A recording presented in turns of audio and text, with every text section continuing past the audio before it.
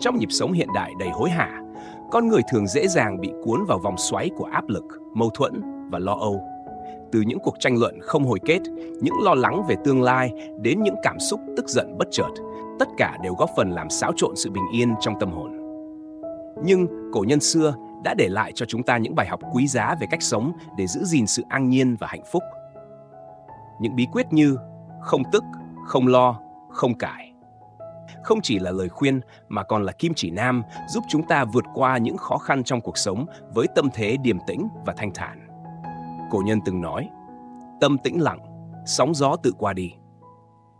Đây là minh chứng cho việc giữ tâm trí bình thản để không bị cuốn vào vòng xoáy cảm xúc. Chào mừng quý vị và các bạn đến với kênh Thuyết Nhân Sinh. Trong bài viết này, chúng ta sẽ cùng khám phá 3 bí quyết sống này. Từ việc không tức giận khi đối diện với nghịch cảnh, không lo lắng về những điều không thể kiểm soát, đến việc không tranh cãi để giữ gìn hòa khí và sự tôn nghiêm. Hãy cùng tìm hiểu cách áp dụng những bài học này để sống một cuộc đời an lạc, thanh thản và trọn vẹn hơn. 1. Không tức, nghệ thuật giữ tâm bình thản trước nghịch cảnh. Tức giận là ngọn lửa đốt cháy tâm hồn và trí tuệ. Câu nói này như một lời nhắc nhở sâu sắc rằng khi cơn giận dữ nổi lên, nó không chỉ là một cảm xúc thoáng qua mà còn là ngọn lửa dữ dội đốt cháy sự bình yên trong tâm trí, thiêu hủy đi những phút giây quý giá của đời sống tinh thần. Tức giận không những gây tổn thương đến những người xung quanh mà còn gây hại cho chính chúng ta, vì nó làm mất đi sự tỉnh táo, làm suy yếu đi ánh sáng của trí tuệ và lòng bao dung. Trong triết lý của cổ nhân, việc kiểm soát được cơn giận là biểu hiện của một tâm hồn mạnh mẽ, biết vượt lên trên những cám dỗ của cảm xúc để sống trong sự trưởng thành và bình yên nội tâm.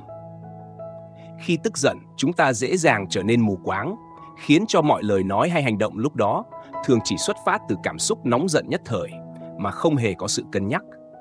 Điều này có thể dẫn đến những hậu quả nghiêm trọng mà sau này chúng ta không thể tránh khỏi cảm giác hối tiếc. Do đó, việc duy trì một tâm thái bình thản, không để cơn giận chi phối là cách tốt nhất để bảo vệ sự an lành trong tâm hồn, giúp ta sáng suốt và có những hành xử đầy từ bi. Nhưng tức giận từ đâu mà có? Phần lớn cơn giận xuất phát từ cái tôi quá lớn, từ việc ta luôn cho rằng mọi sự trên đời phải xảy ra theo ý mình, và cảm thấy bị xúc phạm khi thực tế không đúng như vậy. Tuy nhiên, cuộc đời vốn là một chuỗi những biến cố khó lường và nghịch cảnh là điều không thể tránh khỏi.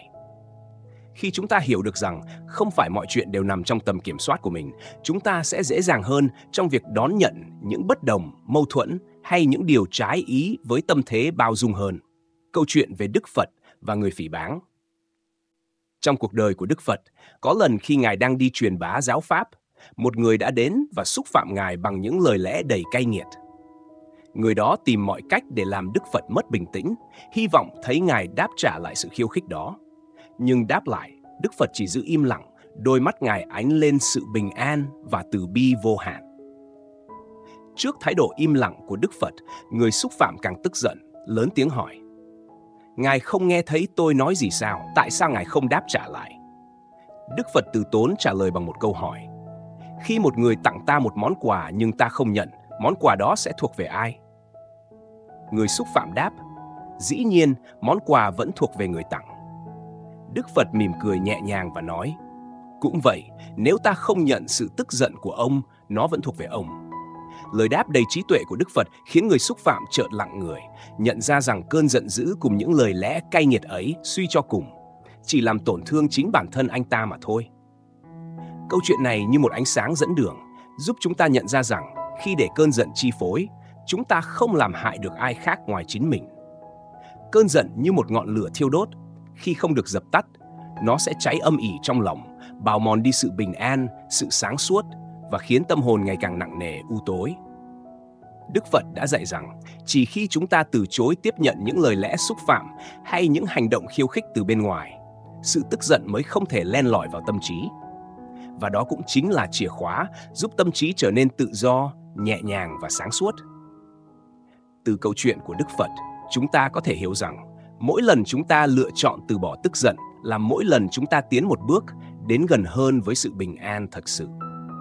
Giữ được tâm bình thản không có nghĩa là hèn nhát hay bỏ qua mọi thứ, mà là biết lựa chọn điều quan trọng, giữ lại sự bình an trong tâm trí và không bị ảnh hưởng bởi cảm xúc tiêu cực nhất thời.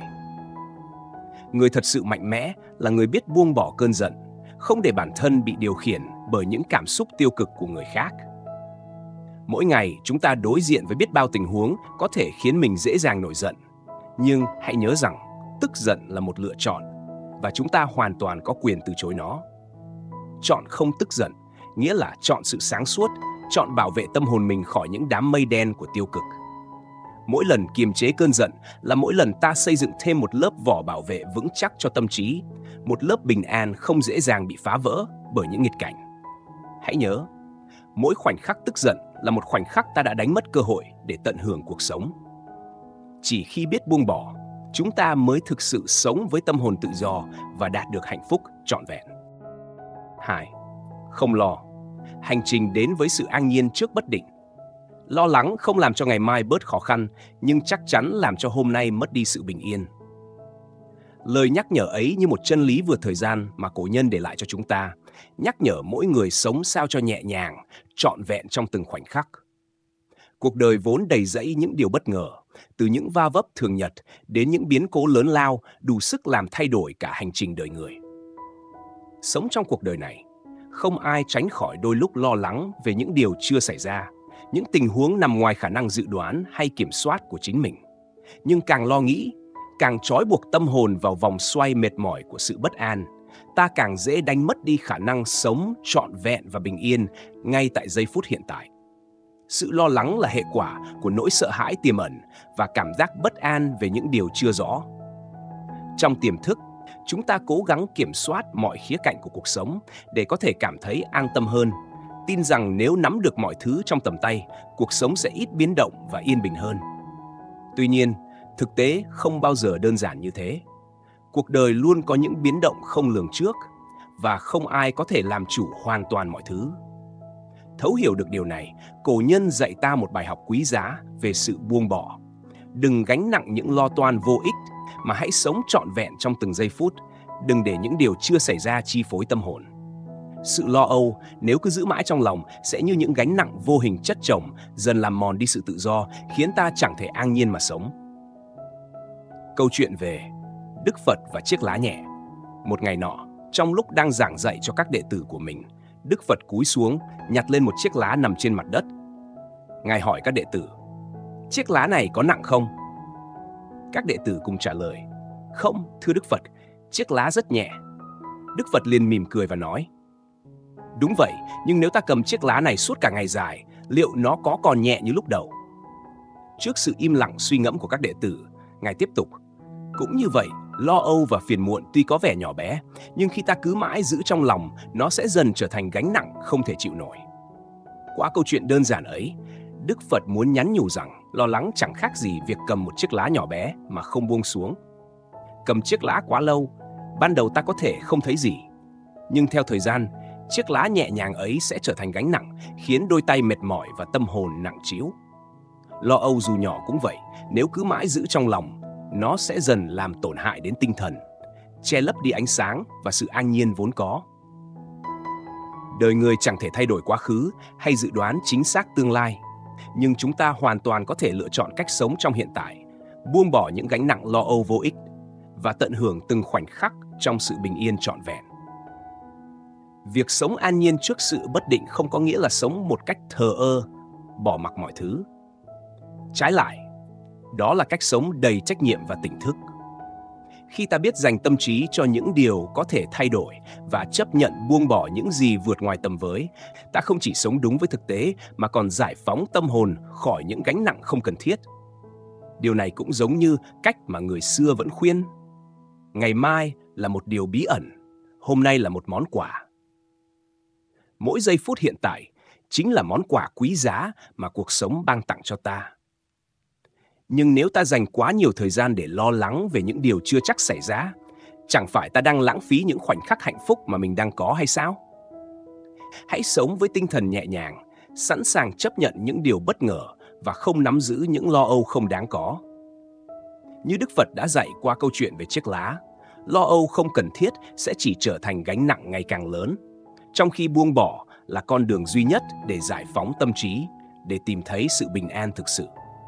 Khi hiểu rằng tự do không nằm ở việc kiểm soát mọi thứ xung quanh mà chính là khả năng buông bỏ, chúng ta sẽ thấy rằng cuộc sống dễ chịu hơn nhiều. Sự tự do đích thực không đến từ việc không còn gì để mất, mà từ việc chúng ta buông bỏ được những điều không cần thiết, để lại không gian cho những phút giây hạnh phúc, bình yên và sự hiện diện trọn vẹn trong từng khoảnh khắc.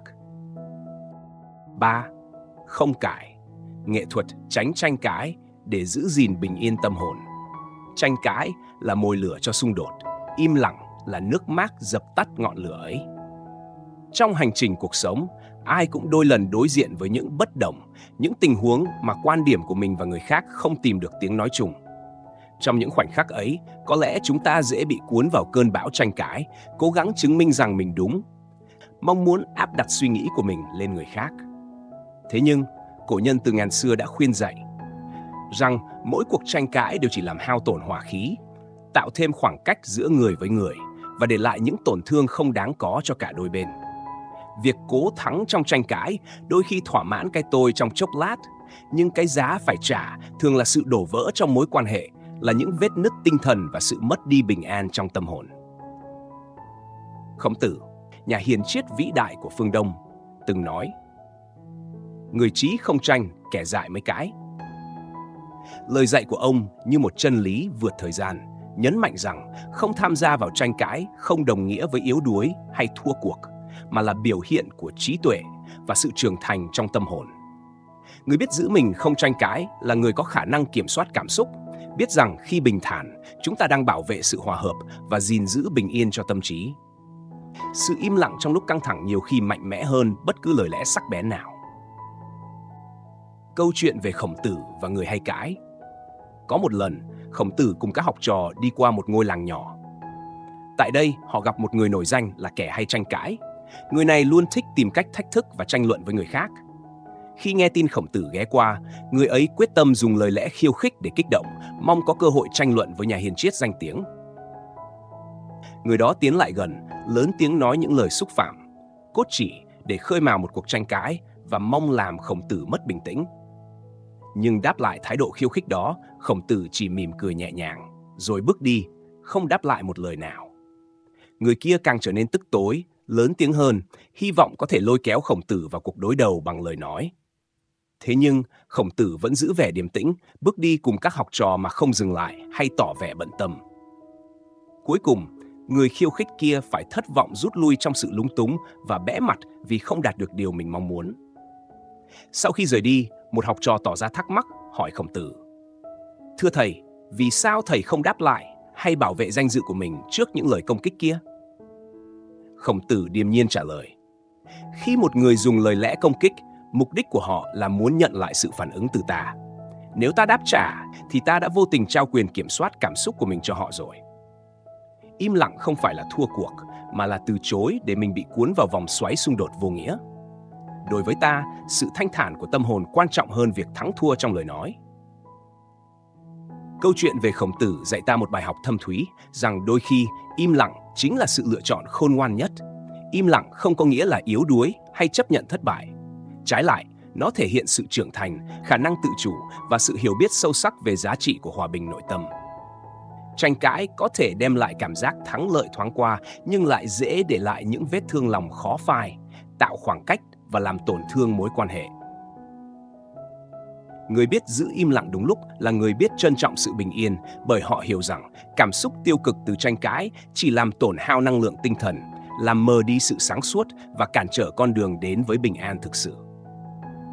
Hãy luôn nhớ rằng, mỗi lần chúng ta chọn im lặng trước khiêu khích là mỗi lần chúng ta từ chối bước vào vòng xoáy tiêu cực, bảo vệ mình khỏi những cảm xúc không đáng có và gìn giữ sự an lành của tâm hồn.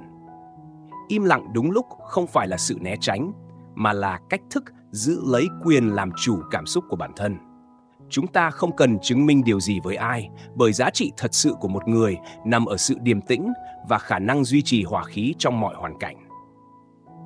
Giữ gìn sự im lặng khi đối diện với mâu thuẫn là cách chúng ta bảo vệ bản thân, bảo vệ mối quan hệ và bảo vệ sự bình yên quý báu bên trong. Như Khổng Tử đã nói, người trí tuệ luôn biết cách tránh xa những xung đột không cần thiết, bởi họ trân trọng hơn cả là sự thanh thản trong tâm trí và lòng từ bi đối với chính mình và người khác. Thế nên, hãy luôn nhớ rằng im lặng cũng là một câu trả lời. Nó không chỉ thể hiện sự từ chối tham gia vào những mâu thuẫn vô nghĩa, mà còn là tuyên ngôn mạnh mẽ cho sự tự chủ và sự an nhiên trước cuộc sống đầy bất trắc. Kết luận, bí quyết sống của cổ nhân là một nghệ thuật đơn giản nhưng tinh tế, giúp chúng ta tìm thấy sự an yên trong cuộc sống đầy rẫy những thử thách và bất trắc. Không tức, không lo, không cãi, không chỉ là những lời khuyên răn mà còn là chìa khóa dẫn đến cuộc sống thanh thản và nội tâm vững vàng. Mỗi nguyên tắc mang đến một góc nhìn sâu sắc. Không tức nhắc nhở chúng ta về sức mạnh của việc giữ tâm bình thản, không để cơn giận nhất thời đốt cháy sự sáng suốt và bình an. Khi tránh được cơn tức giận, chúng ta giữ được sự điềm tĩnh, giúp bảo vệ mối quan hệ và hòa khí với những người xung quanh. Không lo khuyến khích chúng ta buông bỏ những lo âu không cần thiết, chấp nhận rằng cuộc đời luôn chứa đựng những điều không thể đoán trước. Lo lắng chỉ làm mất đi giây phút hiện tại, trong khi sống trọn vẹn với hiện tại lại là chìa khóa để đạt được bình an thực sự. Không cãi chính là một phương thức giữ vững tâm hồn trước những lời lẽ khiêu khích và bất đồng. Tránh tranh cãi không phải là yếu đuối, mà là biểu hiện của trí tuệ, giúp ta duy trì sự thanh thản, không để cảm xúc tiêu cực chi phối. Học theo những bí quyết này của cổ nhân, chúng ta sẽ dễ dàng tìm thấy sự cân bằng trong tâm hồn, để sống cuộc đời tự tại, không bị xáo động bởi những điều nhỏ nhặt, không cần thiết. Đó là con đường đến với hạnh phúc chân thật, nơi mà mỗi bước đi đều vững chắc và an nhiên giữa cuộc đời đầy sóng gió. Cảm ơn các bạn đã theo dõi video hôm nay của kênh Thuyết Nhân Sinh. Nếu bạn thấy video hữu ích, hãy chia sẻ để lan tỏa giá trị triết lý sâu sắc đến mọi người xung quanh nhé. Đừng quên nhấn nút đăng ký kênh Thuyết Nhân Sinh để không bỏ lỡ các video tiếp theo.